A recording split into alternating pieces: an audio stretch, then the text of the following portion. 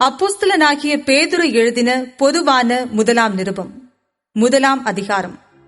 இயேசு கிறிஸ்துவின் அப்போஸ்தலனாகிய பேதுரு பொந்து, கலாத்தியா, கப்பத்தோக்கியா, ஆசியா, பித்தினியா தேசங்களிலே சிதறி இருக்கிறவர்களில் பிதாவாகிய தேவனுடைய முன்னறிவின்படியே ஆவியானவரின் பரிசுத்தமாக்குதலினாலே கீழ்ப்படிதலுக்கும் இயேசு கிறிஸ்துவினுடைய இரத்தம் தெளிக்கப்படுதலுக்கும் தெரிந்து கொள்ளப்பட்ட பரதேசிகளுக்கு எழுதுகிறதாவது, கிருபையும் சமாதானமும் உங்களுக்கு பெருக கடவது.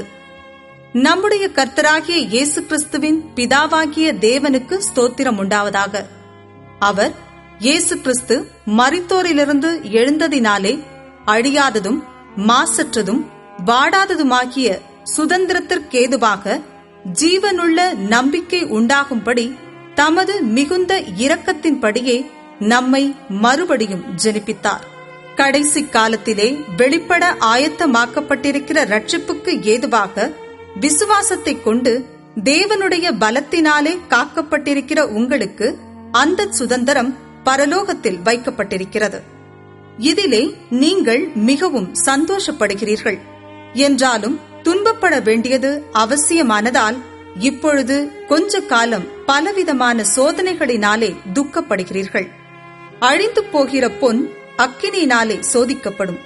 அதை பார்க்கிலும் அதிக விலையேற பெற்றதாயிருக்கிற உங்கள் விசுவாசம் சோதிக்கப்பட்டு இயேசு கிறிஸ்து வெளிப்படும் போது உங்களுக்கு புகழ்ச்சியும் கனமும் மகிமையும் உண்டாக காணப்படும். அவரை நீங்கள் காணாமலிருந்தும் அவரிடத்தில் அன்பு கூறுகிறீர்கள். இப்பொழுது அவரை தரிசியாமலிருந்தும் அவரிடத்தில் விசுவாசம் வைத்து சொல்லி முடியாததும் மகிமையால் நிறைந்ததுமாயிருக்கிற சந்தோஷமுள்ளவர்களாய் களி கூர்ந்து உங்கள் விசுவாசத்தின் பலனாகிய ஆத்தும ரட்சிப்பை அடைகிறீர்கள். உங்களுக்கு உண்டான கிருபையை குறித்து தீர்க்க தரிசனம் சொன்ன தீர்க்கதரிசிகள் இந்த ரட்சிப்பை குறித்து கருத்தாய் ஆராய்ந்து பரிசோதனை பண்ணினார்கள். தங்களிலுள்ள கிறிஸ்துவின் ஆவியானவர் கிறிஸ்துவுக்கு உண்டாகும் பாடுகளையும் அவைகளுக்கு பின்வரும் மகிமைகளையும் முன் அறிவித்த போது இன்ன காலத்தை குறித்தார் என்பதையும் அந்த காலத்தின் விசேஷம் இன்னதென்பதையும் ஆராய்ந்தார்கள். தங்கள் நிமித்தமல்ல, நமது நிமித்தமே இவைகளை தெரிவித்தார்கள் என்று அவர்களுக்கு வெளியாக்கப்பட்டது. பரலோகத்திலிருந்து அனுப்பப்பட்ட பரிசுத்த ஆவியினாலே உங்களுக்கு சுவிசேஷத்தை பிரசங்கித்தவர்களைக் கொண்டு இவைகள் இப்பொழுது உங்களுக்கு அறிவிக்கப்பட்டு வருகிறது. இவைகளை உற்று பார்க்க தேவதூதரும் ஆசையாயிருக்கிறார்கள். ஆகையால் நீங்கள் உங்கள் மனதின் அறையை கட்டிக்கொண்டு தெளிந்த புத்தியுள்ளவர்களாயிருந்து இயேசு கிறிஸ்து வெளிப்படும் போது உங்களுக்கு அளிக்கப்படும் கிருபையின் மேல் பூரண நம்பிக்கையுள்ளவர்களாயிருங்கள். நீங்கள் முன்னே உங்கள் அறியாமையினாலே கொண்டிருந்த இச்சைகளின்படி இனி நடவாமல் கீழ்ப்படுகிற பிள்ளைகளாயிருந்து உங்களை அழைத்தவர் பரிசுத்தராயிருக்கிறது போல நீங்களும் உங்கள் நடக்கைகள் எல்லாவற்றிலேயும் பரிசுத்தராயிருங்கள். நான் பரிசுத்தர், ஆகையால் நீங்களும் பரிசுத்தராயிருங்கள் என்று எழுதியிருக்கிறதே. அன்றியும் பட்சபாதம் இல்லாமல் அவனவனுடைய கிரியைகளின்படி நியாயம் தீர்க்கிறவரை நீங்கள் பிதாவாக தொழுது கொண்டு வருகிறபடியால் இங்கே பரதேசிகளாய் சஞ்சரிக்கும் அளவும் பயத்துடனே நடந்து கொள்ளுங்கள். உங்கள் முன்னோர்களால் பாரம்பரியமாய் நீங்கள் அனுசரித்து வந்த வீணான நடத்தையினின்று அழிவுள்ள வஸ்துக்களாகிய வெள்ளியினாலும் பொன்னினாலும் மீட்கப்படாமல் குற்றமில்லாத மாசற்ற ஆட்டுக்குட்டியாகிய கிறிஸ்துவின் விலையேற பெற்ற இரத்தத்தினாலே மீட்கப்பட்டீர்கள் என்று அறிந்திருக்கிறீர்களே.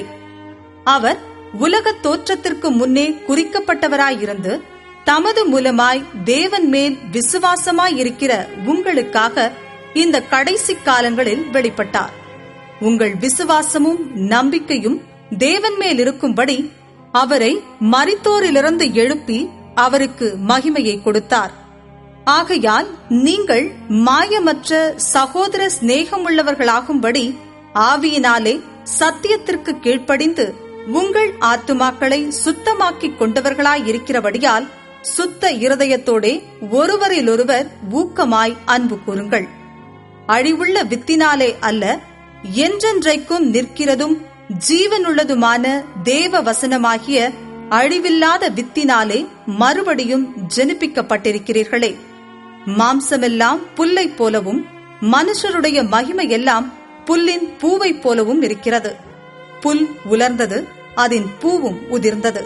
கர்த்தருடைய வசனமோ என்றென்றைக்கும் நிலைத்திருக்கும். உங்களுக்கு சுவிசேஷமாய் அறிவிக்கப்பட்டு வருகிற வசனம் இதுவே.